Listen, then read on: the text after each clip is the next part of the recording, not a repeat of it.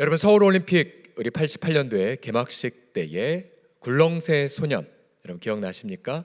굴렁쇠 하나만 들고 운동장을 가로질렀던 그 전 세계가 그 광경을 숨죽이며 보면서 이 창의적 생각에 감탄을 금치 못했죠. 또 생명 자본주의, 그리고 아날로그와 디지로그의 합성인 디지로그라는 개념을 처음 얘기하신 분, 그리고 되게 옛날 일이지만 일본에서 히트를 친 축소지향의 일본인. 자, 이 모든 부분들은 이러한 새로운 통찰력들은 우리 고 이어령 교수님이 남긴 그러한 지혜였습니다. 최근에 이분의 마지막 노트가 출간이 되었는데요. 책 제목은 눈물 한 방울이라는 책입니다. 교수님이 이제 마지막 투병하실 때에 이제 키보드는 칠 수는 없어서 다시 이렇게 펜으로 일일이 그렇게 시나 또 몇 가지 그러한 통찰들을 글로 남긴 걸 모은 책인데요. 책 제목이 왜 눈물 한 방울이냐면 눈물만이 우리가 인간이란 걸 증명해 준다, 이 말을 하고 싶었고요. 또 여기서 말하는 눈물이란 자신과 이웃을 품는 눈물이 필요하다라고 그렇게 고백을 합니다. 제가 이 책을 보면서 참 이분은 시대마다 우리 대한민국 국민들에게 새로운 지혜를, 새로운 시선을 끝까지 참 남겨줬구나, 이러한 그런 소감을 받았습니다. 제가 왜 이 이야기를 꺼내냐면요, 여러분, 우리의 인생은 이러한 새로운 무언가가 계속해서 필요합니다. 여러분, 학자들에게는 새로운 지혜가 계속해서 필요하기도 하고요, 또 우리의 부부관계에서는 우리는 계속적으로 부부간의 새로운 사랑과 또 새로운 헌신의 또 요청이 됩니다.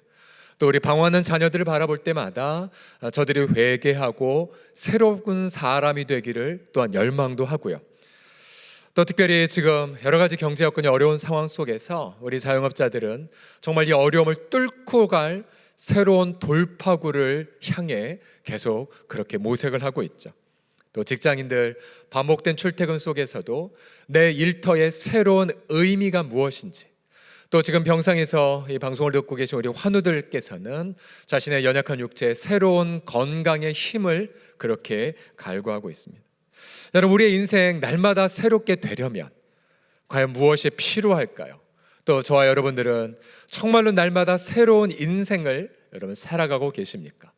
여러분, 이번에 7월달 우리가 여름 성경학교를 하면서 이번에 여름 성경학교 주제가 정말 우리 시대에게 딱 맞는 주제예요. 주제가 무엇이냐면요, 새롭게 하시는 예수님입니다. 새롭게 하신 예수님. 함께 따라 하시겠습니다. 새롭게 하시는 예수님. 시작. 새롭게 하시는 예수님. 자, 우리 고린도후서 5장 17절이 전체 요절인데요, 같이 읽겠습니다. 시작. 그런즉 누구든지 그리스도 안에 있으면 새로운 피조물이라, 이전 것은 지나갔으니 보라 새 것이 되었도다. 아멘, 아멘. 자, 새로운 인생을 살게 하시는 예수님. 그래서 이번에 우리 아이들의 교재를 보게 되면 요한복음을 그렇게 텍스트로 해서 진행이 됩니다. 제가 우리 아이들 거 교재를 보면서 제가 이런 생각을 했습니다. 어찌 우리 자녀들만 은혜를 받을 소냐?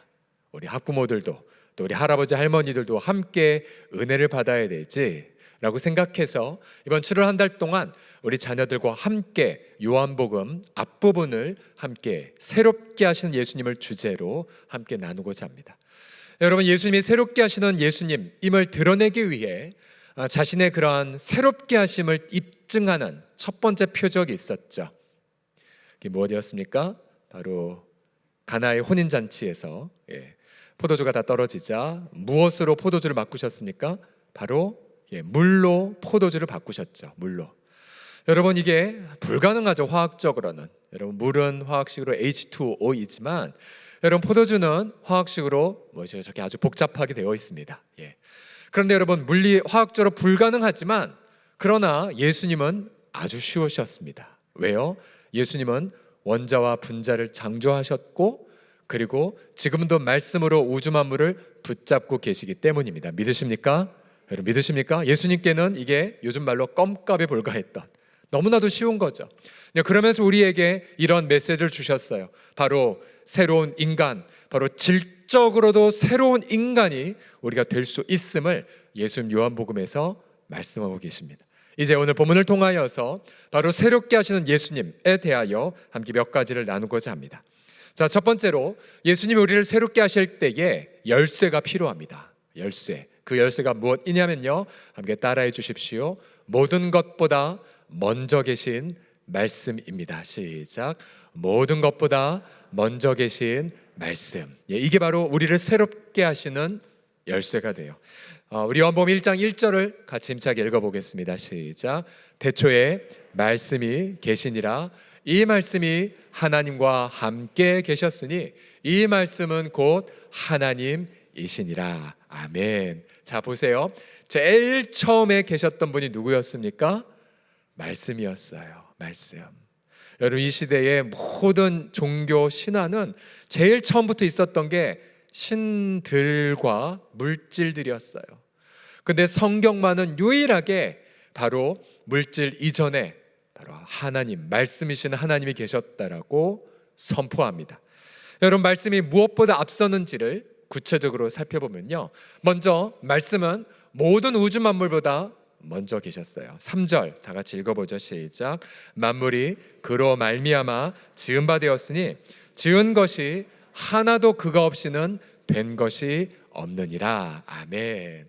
그래서 예수님은 모든 원자와 분자를 창조하셨기에, 또 모든 우주, 또 은하, 또 모든 것들을 창조하셨기에 우리 주님은 쉽게 이 우주 만물을 창조하시고 또 지금도 붙잡고 계십니다. 만물뿐만이 아니죠. 인간, 우리 인간도 우리 하나님 말씀이신 주님이 지으셨습니다. 1장 4절을 보시면 그 안에, 즉 말씀이신 그 안에 생명이 있었는데 이 생명은 바로 누구의 빛이라고요? 사람들의 빛이라고 했습니다. 인류 역사가 아무리 어둡다 할지라도 여러분, 어두운 인류 역사를 비추는 건 바로 말씀이신 하나님 예수님이세요. 그분이 끊임없이 빛을 비추고 계십니다. 5절도 보시면 빛이 어둠에 비치되 어둠이 깨닫지 못하더라고 말하고 있습니다. 어둠이 요한복음에 처음 등장해요. 여기서 말하는 이 어둠이란 죄 혹은 죄의 결과 또 고난을 상징합니다. 그런데 여러분, 죄가 처음부터 있었던 것이 아니었고 고난이 처음부터 있었던 것이 아니라 무엇이 처음부터 있었으면 바로 빛이 어둠을 비추고 있었어요. 어둠이. 그 다음 11절에도 보게 되시면 최초의 구체적 죄의 목록이 나옵니다. 그 목록이 뭐냐면 자기 땅에 말씀이신 분이 오셨는데 자기 백성 영접하지 않은 죄예요. 최초의 요한복음에 있는 죄이죠. 그러나 백성들이 이 죄에도 불구하고 예수님은 자기 백성을 포기하지 않으셨습니다. 여러분, 잘 들어보세요. 고난이 처음부터 있었던 게 아니에요. 무엇이 처음부터 있었다고요? 말씀이 처음부터 있었어요. 여러분, 시련이 처음부터 있었던 게 아니에요. 바로 시련을 하나님의 빛으로 이미 비추고 계셨습니다. 여러분, 자녀들의 방황 처음부터 있었던 게 아니에요. 바로 자녀를 향한 약속의 말씀이 먼저 있었습니다. 여러분, 모든 것보다 먼저 계신 말씀. 여러분, 그 말씀 안에서 우리는 나의 어둠을 빛으로 또 나의 이 고통을 해결하는 놀라운 열쇠를 말씀을 통해서 발견하게 됩니다. 예를 들어서 여러분, 장애를 한번 생각해 보십시오. 지금 이 순간 아름 공동체 아마 예배 이제 시작했을 텐데, 여러분, 날 때부터 시각장애를 앓고 있는 분, 요한복음 9장에 나오죠. 여러분, 날 때부터 이분은 처음부터 장애를 앓고 태어났어요. 또 제자들은 예수님에게 이렇게 질문하죠. 예수님, 이 사람이 이렇게 날 때부터 이렇게 고통하는 거 부모 죄 때문입니까? 아니면 이 사람 죄 때문입니까? 라고 질문을 해요. 즉, 여러분, 인간은 처음부터 시련이 존재한다고 단정을 했죠. 그러나 예수님은 그들에게 무엇이라고 말씀하십니까? 요한복음 9장 3절 다 같이 읽어보죠. 시작. 이 사람이나 그 부모의 죄로 인한 것이 아니라 그에게서 하나님이 하시는 이 일을 나타내고자 하심이라. 아멘. 자, 무엇이 먼저 있었습니까? 장애가 먼저 있었던 게 아니었어요. 죄가 먼저 있었던 것이 아니었어요. 바로 하나님이 하시고자 하는 일, 하나님의 영광의 계획이 장애보다 먼저 있었습니다. 그래서 예수님이 그것을 드러내기 위하여 시각장애인을 고쳐주셨고, 여러분 그것을 통해서 하나님의 영광이 아름답게 드러나게 되었습니다. 할렐루야. 여러분 요즘 제가 다 드라마 이렇게 이름 구체적으로 얘기 안 하는데 이건 꼭 얘기하고 싶더라고요. 어떤 드라마냐면 이상한 변호사 우명우가 아니라 우영우 이상한 변호사 우영우라는 드라마가 요즘 막 히트를 치고 있어요. 아마 엄청나게 히트를 칠 거예요 앞으로. 우영우가 누구냐면 사람 이름인데 이분은 장애를 앓고 있어요. 극 중에서 자폐성 스펙트럼 장애를 앓고 있는 분이에요. 왜 스펙트럼이냐면 너무 자폐의 양상이 다양해서 자폐성 스펙트럼 장애라고 하는데요. 근데 이분이 이 자매가 변호사가 돼서 사회의 여러 아픔과 어려움을 잘 해결하는 아주 따뜻한 힐링 드라마예요. 이 드라마를 보게 되면 장애에 대한 편견이 사라지는 것을 느끼게 돼요. 자, 근데 이건 하나의 드라마고 픽션이니까 그런가 보다라고 했지만 제게 관심을 끌었던 건 실제 자폐아를 양육하는 한 엄마의 소감이었어요. 엄마가 뭐라고 얘기하냐면요, 고맙습니다. 자폐 장애를 잘 묘사해 주어서. 그리고 감사합니다. 자폐에 갖고 있는 아름다움을 잘 표현해 주어서. 이게 무슨 말이에요? 그 극 중에도 보면 자폐가 사람들이 멸시를 받지만 자폐이기 때문에 특별하게 사람의 마음을 따뜻하게 만든 무언가가 계속 표현되거든요. 근데 엄마도 자기 아이가 자폐아이지만 그러나 아이 자폐아만이 갖고 있는 아름다움이 있다라는 거예요. 이 엄마의 소감을 듣고 마음이 뭉클했습니다.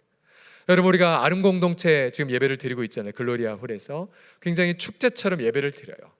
대부분이 지적 장애를 앓고 계신 분들 와서 함께 예배를 드려요. 근데 여러분 왜 우리 아름 공동체가 이름이 아름인 줄 아십니까? 우리가 그 이름을 처음에 생각했을 때에 우리 가운데 생각난 말씀이 사도행전의 말씀이었어요. 사도행전의 7장에 보게 되면 스데반이 이런 말을 했죠. 모세가 낳는데 하나님 보시기에 뭐 했다라고요? 아름다웠대요. 모세가. 여러분 아시다시피 모세가 태어났던 그 시절 암울했었죠. 아들 태어나면 나일강에 버려졌던 시절이었어요. 자녀 낳으면 안 되었어요. 마치 요즘 시대 젊은이들이 자녀를 잘 안 낳으려는 경향처럼. 그러나 그 시대는 더 심각했죠. 근데 모세의 부모가 그렇게 모세를 비밀리에 낳았는데 암울했죠. 어떻게 이 아이를 키워요? 그러나 하나님은 그 부모의 눈을 열어서 그 부모가 겪는 시련보다 먼저 하나님의 아름다움, 하나님의 모세를 향한 아름다운 계획이 있음을 깨닫고 그 아이를 양육한 건 아닙니까? 자, 여러분 예수님이 우리를 새롭게 하실 수 있는 열쇠가 바로 여기에 있어요. 그것은 여러분 이 시간에 생각하는 여러 시련들이 있죠. 또 여러 방황들, 또 고통들, 아픔들, 정말 눈만 감으면 눈물 흘리게 하는, 그것만 해결되면 다른 거 다 기쁠 텐데 아무리 기뻐도 그거 해결 안 되면 마음 아픈 거 다 있잖아요. 없으십니까? 다 있잖아요. 다 눈물의 아픔 다 있잖아요. 근데 여러분 오늘 성경은 우리에게 이렇게 말씀하세요. 사랑하는 나의 아들 나의 딸들아, 그 눈물보다 바로 말씀이 먼저 있었노라고요. 태초에 말씀이 계시니라. 아무리 큰 어둠이라 할지라도 빛이 어둠을 비추니라. 말씀처럼 여러분 우리의 각 시련 이면에 바로 이 시련을 통해 하나님의 아름다운 영광을 드러낼 말씀의 계획이 먼저 우리를 비추고 있음을 믿으시기 바랍니다. 할렐루야. 여러분 그래서 그 말씀을 찾으셔야 돼요. 그리고 그 말씀을 음성을 여러분 들으셔야 돼요. 여러분 때로는 이 땅 가운데의 악 그리고 어떤 재앙 앞에선 정말 하나님의 계획이 어디 있냐라고 고개 숙일 때가 있어요. 갑자기 사고를 당한다든지 특별히 예를 들어 러시아의 우크라이나 침공과 같은 그 악을 보십시오.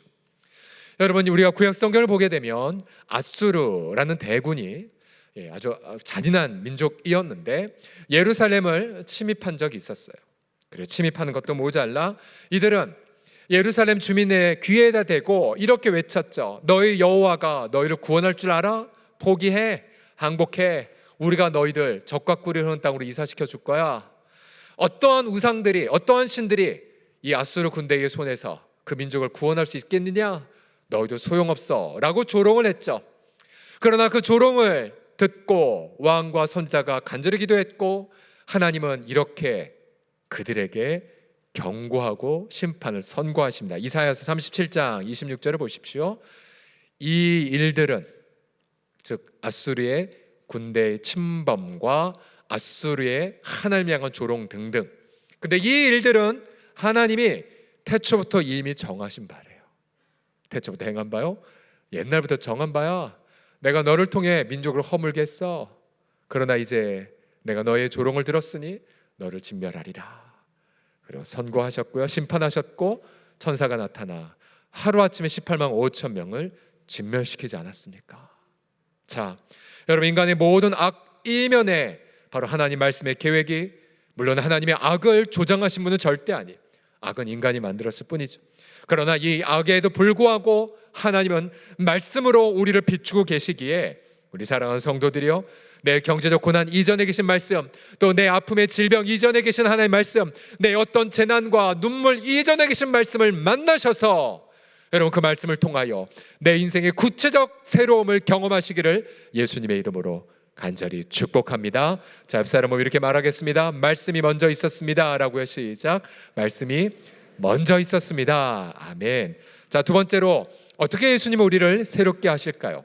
그러면 뭐가 새롭게 된다는 걸까요? 새롭게 됨의 본질은 성경은 말합니다. 하나님의 자녀로 입양되는 것입니다. 함께 따라하십시오. 하나님의 자녀로 입양하심. 시작. 하나님의 자녀로 입양하심. 이게 하나님의 자녀가 되는 것이 새로움의 본질이에요. 제가 고등학교 2학년 때에 제 주일학교 선생님, 박노재 선생님, 그분이 어느 날 예배당에 저를 따로 부르셔서 저한테 요한복음 1장 12절 이 구절을 보여주셨어요. 영접하는 자, 곧 그 이름을 믿는 자들에게 하나님의 자녀가 되는 권세를 주셨나니. 경철아, 너 예수님 믿니? 네. 너 예수님 영접했지? 예. 수련회 때 예수님을 나의 주 나의 하나님 영접했어요. 그런 말이야. 이 성경 봐. 경철이, 너는 하나님의 자녀란다. 너에게 하나님의 자녀가 된 권세를 주셨어. 그리고는 저를 축복 기도해 주셨어요. 벌써 30여 년 훨씬 지났지만 지금도 그때의 감격이 아직도 있어요. 아, 내가 하나님의 자녀라니. 아, 내가 죄의 노예가 아니라 하나님의 자녀라니. 요즘 시대로 말한다면 혹시 흙수저로 태어났다고요? 혹은 어제 이제 저녁 집에 마치고 이제 오는 길에 라디오 방송을 들어보니까 보육원에서 나온 사람들을 위해 드라마를 이렇게 방송을 하더라고요. 드라마에서. 근데 보육원에서 나온 분들은 자기들을 수저도 아니라, 흙수저도 아니라 삽수저다라고 하더라. 삽수가 뭐냐면 삽으로 땅구덩이를 깊이 파서 구덩이에서 시작한 아이들. 얼마나 안타까워요. 예. 근데 여러분, 그러한 분이라 할지라도 우리의 본질이 어떻게 바뀝니까? 우리는요, 금수 정도가 아니에요. 여러분, 우리의 입에 뭘 물고 예수를 만난 줄 아십니까? 우리는 하나님의 수저를 물고 새롭게 태어났어요. 자, 여기서 예수님을 영접한다, 그 이름이라고만 나와 있죠. 아직 예수님의 이름은 뒷부분에 나오는데 그 이름을 영접한다. 여러분, 그 이름이라고 한다면 다시 요한복음 앞부분을 보아야겠죠. 요한복음의 9절부터 한번 보시면요, 참 빛 곧 세상에 와서 각 사람 비추는 빛이 있었나니 그가 세상에 계셨으며 세상은 그로 말미암아 지은 바 되었으되 세상이 그를 알지 못하였고 자기 땅에 오매 자기 백성이 영접하지 아니한 분. 자, 참빛. 근데 12절에서 말하죠. 그러나 그 참빛을 영접하는 자는 하나님의 자녀가 되는 권세를 주셨노라고요. 다시 요한복음 앞장 1장 1절부터 가시면 여러분, 그 이름은 어떠한 이름입니까? 창조주이시잖아요. 만물의 창조주. 그리고 사람의 생명의 빛이시잖아요. 아, 그렇구나. 우리가 예수의 이름을 믿는다는 건 그저 그 이름만 믿는 것이 아니에요. 여러분, 예수님을 어떻게 생각하십니까? 여러분, 예수님을 창조주로 여러분 믿고 계십니까? 여러분, 예수님을 생명의 빛으로 영접하셨습니까? 더 나아가 여러분 1장 17절에 가보시면 비로소 여기에 예수님의 이름이 나와요. 그러면서 뭐와 뭐는 예수님으로 나온다고요? 바로 은혜와 진리가 예수님으로 말미암아 온 것이래요. 그럼 우리 예수 이름을 믿을 때에 어떻게 영접합니까? 예수님, 당신은 내게 은혜이십니다. 예수님, 당신만이 내게 진리이십니다 라고 우리가 선포하는 거죠. 그거 더 있어요. 요한복음 1장 29절까지 가면 예수님을 뭐라고 소개합니까? 힘차게 읽어보죠. 시작. 세상 죄를 지고 가는 하나님의 어린 양. 아멘, 아멘. 여러분, 우리의 죄를 예수님이 대신 짊어지셨대요. 그리고 세상의 모든 죄 문제를 예수님이 담당하셨대요. 그리고 하나님이 보내신 대속의 제물이시래요. 그러면 여러분, 우리가 예수님의 이름을 믿는다는 것, 습관적으로 교회 다닌 것 절대 아니고요. 또 내가 모태신앙이기 때문에 예수 믿는 것이 아니에요. 여러분 한번 자신에게 스스로 자문해 보십시오. 여러분 예수님을 하나님의 내 죄를 짊어지신 하나님의 어린 양으로 믿고 계십니까? 그럼 예수님을 영접하고 계신 거예요. 또 예수님만이 나의 은혜이고 진리이심을 영접하고 계십니까? 또 예수님만이 말씀이시고 예수님만이 창조주이시고 예수님만이 생명의 빛이신 것을 여러분 믿고 계십니까? 여러분 그러면 바로 하나님의 자녀가 되는 권세를 여러분이 받게 됩니다. 여러분 상상해 보십시오. 하나님의 자녀가 되는 권세. 우리 보통 인간의 어떤 그런 개념은, 상식은 열심히 노력해야 되는 거 아니야. 너가 뭔가 좀 선행을 많이 해야, 너가 뭔가 봉사를 많이 해야, 뭔가 헌금 많이 해야 하나님 자녀가 될까 말까인 거 아니야. 네, 여러분 잘 보세요. 13절에 보면 이는 혈통으로나 육정으로나 사람의 뜻으로 나지 않았다고 말해요. 오직 하나님으로부터 났다고 말해요. 여러분 이게 무슨 말이에요? 여러분들의 힘으로 하나님의 자녀가 될 수 없어요. 착각하지 마세요. 열심히 봉사했다고 불가능해요. 그런데 어떻게 우리가 하나님의 자녀가 됩니까? 심플하게 말하죠. 영접하는 자, 곧 그 이름을 뭐하는 자에게요? 믿는 자에게 하나님의 자녀가 되는 권세를 주셨음을 믿으시기 바랍니다. 이게 얼마나 놀라운 사실이에요. 그저 믿음으로, 예수 이름으로 우리가 하나님의 자녀가 된다니요. 여러분 더군다나 여러분 권세라는 이 단어는요 놀라운 의미가 있어요. 어떤 면에선 이게 무슨 내 어떤 권한인가, 내 기득권인가 오해할 수 있는데요. 요한복음에 따른 권세의 용례가 이런 용례가 있어요. 이런 용례입니다. 가령 본디오 빌라도가 예수님을 판결대 앞에 놓고 협박을 하죠. 너 빨리 죄 자백해. 안 그럼 내가 너를 사형시킬 권세가 있는 거 몰라? 이게 권세예요. 그런데 예수님 뭐라고 말씀하셨습니까? 위에서 허락하지 않았으면 넌 나를 사형시킬 권세가 없어. 결국 빌라도가 내 거라고 여겼던 권세조차도 하나님이 잠시 맡기신 거에 불과했어요. 그렇다면 요한복음 1장 12절로 다시 와서 영접하는 자, 곧 그 이름을 믿는 자들에게 하나님의 자녀가 되는 권세를 주셨나니, 여러분의 권세 여러분이 취득한 게 아니에요. 여러분의 권세 하나님이 여러분이 선물로 주신 거예요.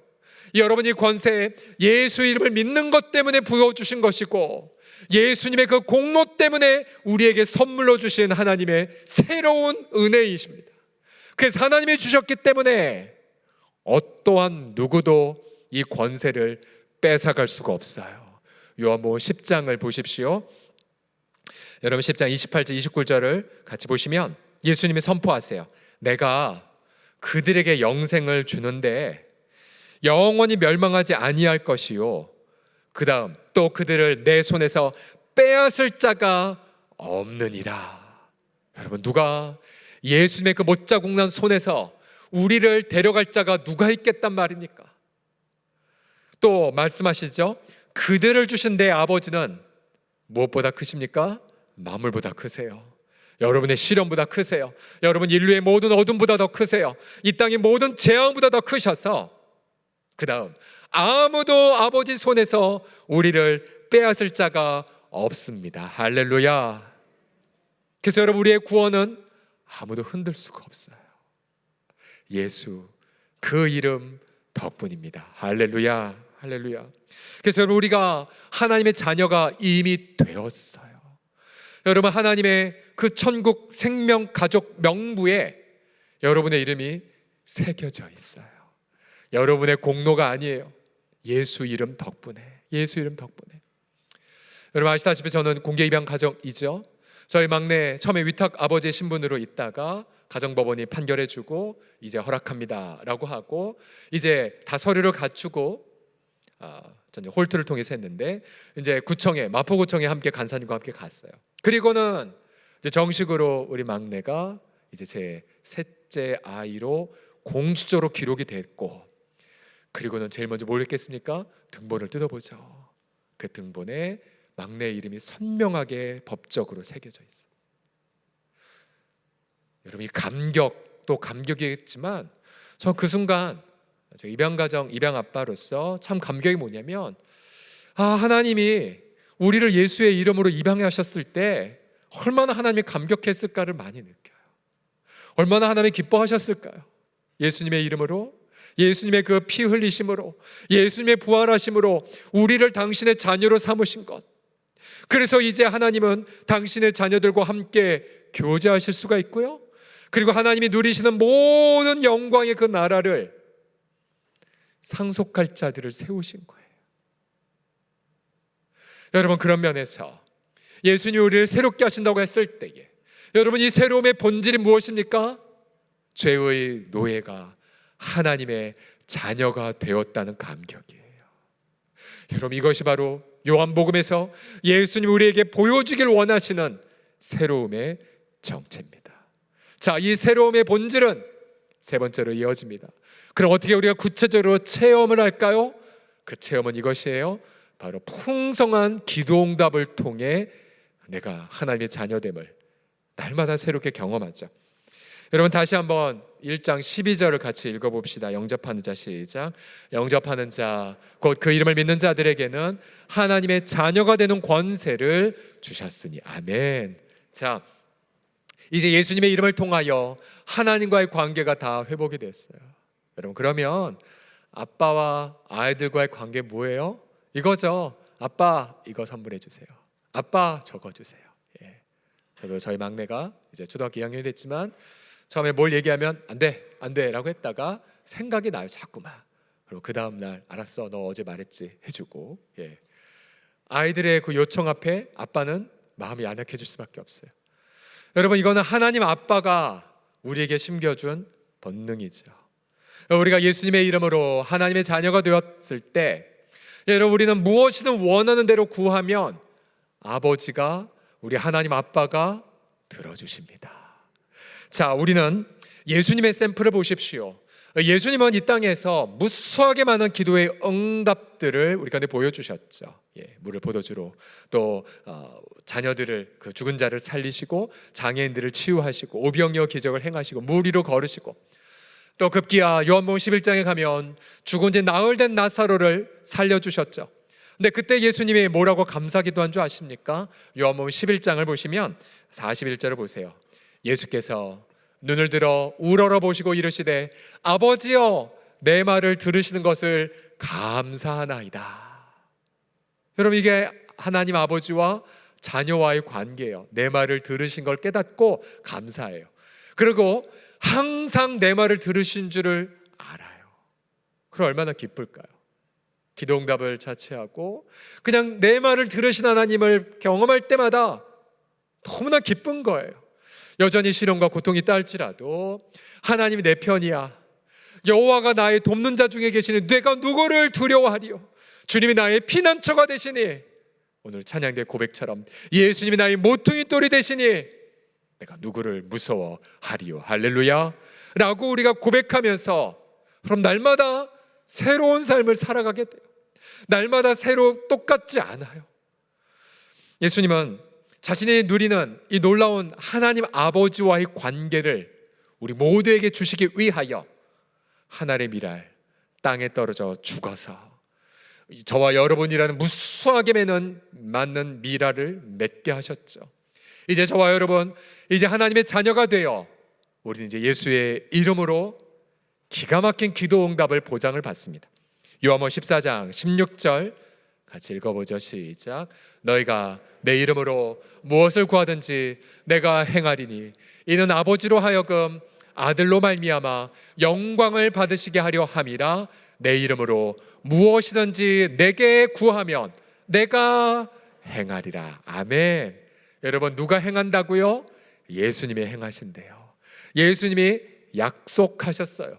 여러분, 예수님의 약속은 반드시 지켜져요. 예수님 어제나 오늘이나 한결같으세요. 예수님은 절대로 시건치 않으세요. 예수님 말씀하셨기에 반드시 이루세요.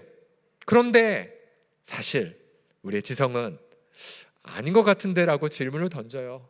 기도했는데 여전히 아이들은 방황하고, 기도했는데 여전히 부채 문제는 해결 안 되고.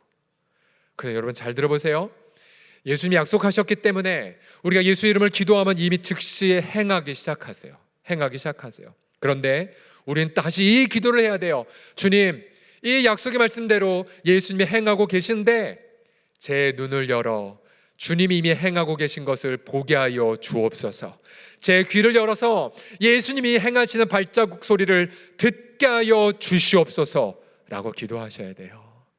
가령 이스라엘 백성들이 출애굽을 했을 때에 400년간의 기도가 응답되어 기쁨으로 이집트를 나왔지만, 그러나 막상 가서 하나님이 인도해 주신 길을 가보니 앞에 뭐가 기다리고 있었어요? 홍해 바다가 넘실대고 있었잖아요. 뒤에는 이집트 군대가 추격해오고. 아니 주님, 분명히 기도했는데 이게 뭡니까? 라고 한 거였지 않습니까? 그런데 아무도 몰랐어요. 모세도 몰랐어요. 그들이 지름길로 왔다는 것을. 어떻게 하셨어요? 너희는 가만히 있을지어다. 그러면서 주님은 홍해를, 바다를 반으로 동강내어 놀라운 새로운 길, 지름길을 내지 않으셨습니까? 할렐루야. 바로 이렇게 하나님은 우리 가운데 일하고 계세요. 우리의 지성, 내 생각과 다를 뿐이지, 우리가 기도할 때마다 우리 주님은 일하시고 행하시고 역사하셔서 가장 어둡고 가장 난감한 그 상황에서 내가 상상하지 못한 가장 빠른 지름길로 우리를 인도하신 것을 믿으시기 바랍니다. 또한 요한복음 16장에도 보시면 16장 24절 같이 읽어봅시다. 시작. 지금까지는 너희가 내 이름으로 아무것도 구하지 아니하였으나 구하라 그리하면 받으리니 너희 기쁨이 충만하리라. 아멘, 아멘. 약속하셨어요. 예수님의 이름으로 기도하면 우리가 하나님의 자녀이기 때문에 받고 그리고 충만한 기쁨을 누리게 될 거라고요. 그래서 여러분, 우리가 날마다 새로운 인생을 살 수 있는 건 이거예요. 비록 내일 똑같이 일터에 어려움이 있다 할지라도, 그러나 오늘 하나님 아버지와 교제를 새롭게 나누고요. 그리고 또다시 예수님이 행하신 일들을 일터에서 경험함을 통해 여러분, 말씀으로 여러분 축복합니다. 내일 오늘과 똑같은 날이 안 될 거예요. 여러분, 왜냐하면 내일은 바로 예수님이 여러분에게 선물로 주신 날이고, 바로 내일 여러분이 기도했다면 바로 예수님의 약속대로 새로운 응답의 기쁨을 내 일터와 자녀와 현장 속에서 경험하게 하실 줄을 믿습니다. 날마다 새로운 날을 경험하는 것. 그러나 만약 기도하지 않는다면 여러분, 인생의 새로움을 경험하실 수 없어요. 물론 하나님은 자비하시기 때문에 기도하지 않는 자녀를 할지라도 선물을 주시긴 하나, 그러나 오래 시간이 걸리죠. 돌아가게 됐죠. 여러분, 그렇게 날마다 기도하기 위하여 우리 매일 새벽마다 이 본당에서 새벽 기도를 드리지 않습니까? 왜요? 이렇게 더운데 저기 일부러 냉방 절약하기 위해 안 틀어요. 에어컨 안 틀어요, 새벽에. 그래도 성도들 땀 흘려가며 기도해요. 왜요? 좋으니까, 기쁘니까요. 여러분, 충전되니까요. 그러면 나오지 말라고 해도 기를 쓰고 나올 수밖에 없어요. 왜요? 새벽 기도한 날과 안 한 날의 차이가 너무 다르거든요. 너무 달라요. 이걸 뭐로 다 표현할 수 있겠습니까? 또한 우리가 수요일 날 모여서 함께 예배 드리잖아요. 여러분, 수요일 날은 약속이 두 가지가 있다고 말씀드렸죠. 일터에서 공비할 때 수예배 드리게 된 보통 위로를 경험하고요, 성도들이. 그리고 새로운 지혜를 얻어요. 지혜를. 예. 또 우리 금요 차례 때에 말로 다 표현할 수 없어요. 첫사랑의 능력, 그리고 정말 복음의 능력, 정말 내 모든 찌든 때들 다 벗겨지고, 그래서 기쁨으로 어린아이처럼 주일을 맞이하게 하는 부분들. 어제도 우리가 저녁 집회를 섬기면서 우리 중보기도 팀이 일찍 오셔서 하루 종일 골방에서 청년들의 기도했고요. 그리고 저녁 집회 때 또 우리 그 현장에서 함께 기도하고, 우리 청년들 함께 찬양하는데 눈물이 막 나더라고요. 얼마나 이 자리를 사모했을까 우리 청년들이. 80명 청년들이 가서 찬양할 때 울고, 찬양할 때 뛰고, 다 울고 회개하고 결단하고 아주 늦게까지 그렇게 시간을 보냈어요. 우리 청년들에게 말했어요. 얘들아, 이렇게 은혜를 주신 거 여기에서 우리 중보기도 팀을 봐. 지난 코로나 기간 동안 눈이 오나 비가 오나 본당에서 너희들을 위해 기도한 분들이야. 그래서 여러분, 물이 포도주로 바뀌었을 때에 예수님 말씀을 들었던 종들은 물이 바뀐 거를 알고 있었죠. 물 떠온 종들은 알더라. 맞아요. 여러분, 기도한 종들은 하나님이 이렇게 새롭게 응답 주신 것을 날마다 경험해요. 그래서 기쁠 수밖에 없어요.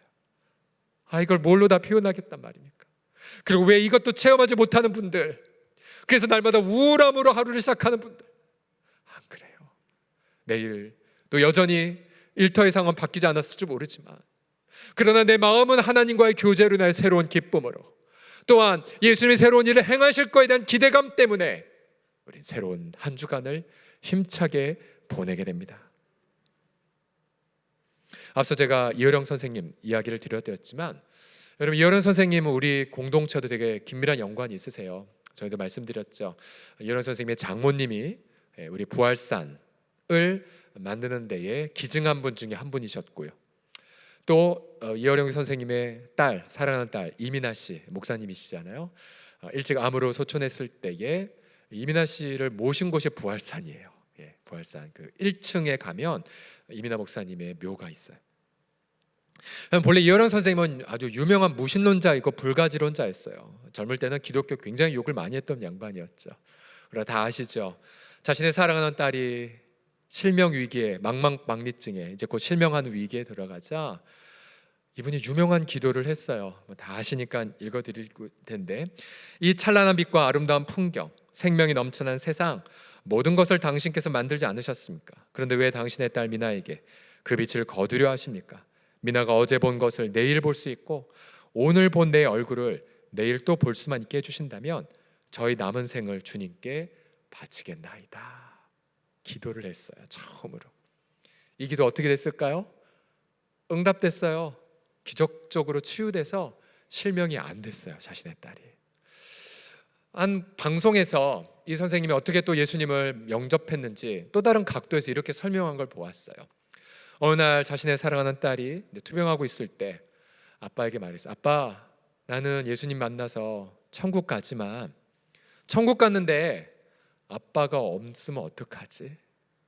천국 가서 아빠를 찾았는데 못 만나면 어떻게 하지? 그 순간 이어령 선생은 어렸을 때 자기 어린 딸과 이민아 씨가 어린 아이였을 때 함께 놀러 갔던 일이 생각이 났대요. 그때 딸 좋은 아빠가 되기 위해 어린 딸과 함께 텐트를 가지고 바닷가에 놀러 갔는데, 그리고는 아이를 먼저 재우고, 그리고는 그 선생님은 나와서 아는 사람들과 더불어 술을 마시며 시를 논하고 문학을 논하고 밤늦게까지 노셨대요. 그리고 다시 텐트에 와보니 불사 아이가 일어나서 아빠 어디 갔냐고 엉엉 울고 있었대요. 본인은 그렇게 시나 얘기하고 술판을 벌였는데 딸을 얼싸안고 그렇게 미안하다, 이 못난 애비 미안하다라고 했었대요. 그런데 이제 세월이 흘러 병상에 있는 딸이 아빠 나 천국 갔는데 아빠 찾았는데 없으면 어떡해? 이게 오버랩이 되셨대요. 아니 그러면 안 되지. 그러면 안 되지. 그리고는 주님 앞에 자신의 마음을 드렸다는 고백도 보았습니다. 여러분 보세요. 우리가 이 땅에서 가장 아름다운 새로움은 하나님의 자녀가 되는 것이죠. 우리가 누릴 가장 큰 기도 응답은 예수 모르는 우리 가족들이 하나님을 만나는 것입니다.